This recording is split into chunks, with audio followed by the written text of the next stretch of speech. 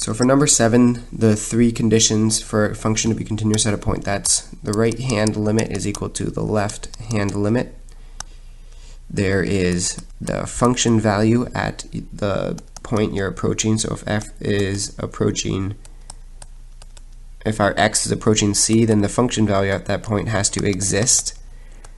And the third one is our function value at that point has to equal the limit.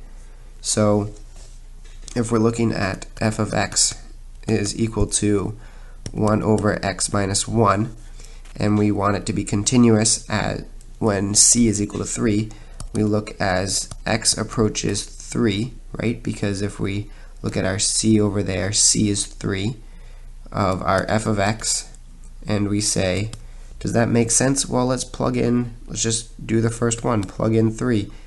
So 3 minus 1 equals 1/2. Yes, it makes sense because the limit exists. The left hand, right hand limits, do they equal each other? Well, if we're coming from limit as x approaches 3 from the right of our f of x, that's not going to change anything. That's still 1 over 2. If we approach it from the right, does that change anything? No, we still approach 1 over 2.